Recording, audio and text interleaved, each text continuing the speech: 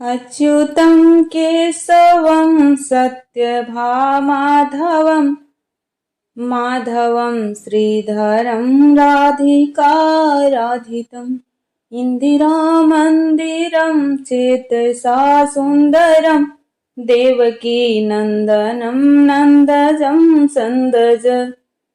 राधे राधे दोस्तों, आप सभी का बहुत बहुत स्वागत है। सबसे पहले आप सभी को दिवाली की हार्दिक शुभकामनाएं। और आज की कथा में हम सुनेंगे कार्तिक मास का 15वां अध्याय। कार्तिक मास के 15वें अध्याय में नारद जी बताते हैं कि जलंधर का दूत बनकर राहु कैलाश पर्वत पहुंचता है और अपनी बातें कहता है।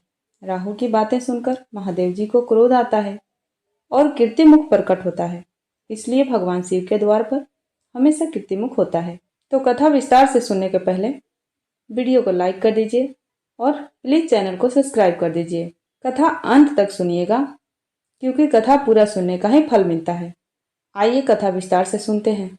तदनंतर विष्णु भगवान की माया से मोहित होकर जलंधर ने राहु को अपना दूत बनाकर महादेव जी के पास भेजा।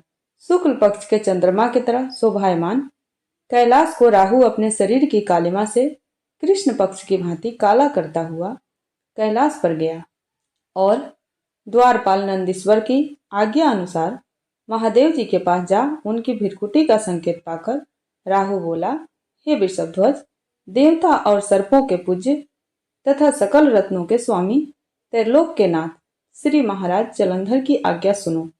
भयानक श्मशान में निवास करने वाला, हड्डियों के भार को धारण करने वाला, हमेशा नंगा रहने वाला प्राणी पार्वती जैसी रूपवती को अपनी स्त्री कैसे बनाएगा? मैं सब रत्नों का स्वामी हूँ। पार्वती भी स्त्रियों में एक रत्न है, अतः यह मेरी स्त्री होने योग्य है।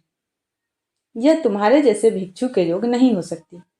नारद जी ने कहा, राहु इस तरह कह ही रहा था कि इतने में शंकर जी के भ्रू से वज्र के समान गरजता हुआ एक भयंकर पुरुष उत्पन्न हुआ, जिसका सिंह के समान बार बार मुख लपलपा रहा था, जिसके नेत्रों से भयानक अग्नि ज्वाला निकल रही थी और केस खड़े हो रहे थे। अत्यंत दुर्बल शरीर था वह, दूसरे नृसिंह के समान प्रतीत हो रहा था। अपने को खा जाने के लिए उस पुरुष को अपनी ओर आता देखकर राहु बड़े वेग से भागा, परंतु उसने बाहर राहु को पकड़ ही लिया। वह पुरुष जब राहु को पकड़कर खाने के लिए उद्यत हुआ तब उसे महादेव जी ने रोक दिया और कहा कि यह पराधीन दूत है, इसे ना मारो, छोड़ दो। ऐसी बातें सुनकर उसने राहु को आकाश में ही छोड़ दिया। राहु के छोड़ने के बाद वह पुरुष महादेव जी से प्रार्थना करने लगा।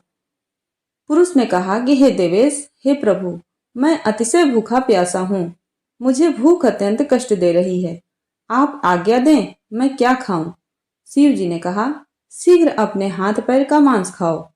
नारद जी ने कहा, शिव जी की आज्ञा पाकर वह अपने हाथ पैर का मांस इस प्रकार खा गया कि उसका केवल सिर ही बच गया। उसका अवशेष सिर देखकर विस्मित और प्रसन्न होकर उस भयंकर कार्य करने वाले शिव जी ने कहा, तुम्हारा नाम आज से कीर्तिमुख हुआ, मेरे द्वार पर सर्वदा रहो। जो भक्त प्रथम तेरी पूजा नहीं करेंगे वे मेरे प्रिय नहीं होंगे। नारद जी ने कहा, उसी दिन से महादेव जी के द्वार पर कीर्तिमुख रहने लगा। आगे का कथा कल के अध्याय में सुनिएगा। उम्मीद करती हूँ कथा आपको पसंद आई हो। यदि आज का कथा आपको पसंद आया हो तो वीडियो को लाइक कीजिए और यदि अभी तक चैनल को सब्सक्राइब नहीं किए हैं तो प्लीज चैनल को सब्सक्राइब कर लीजिए, जिससे कि इस चैनल पर आने वाले प्रत्येक नोटिफिकेशन आपको सही समय पे उपलब्ध हो। मिलती हूँ आपसे अगले वीडियो में, तब तक के लिए राधे राधे।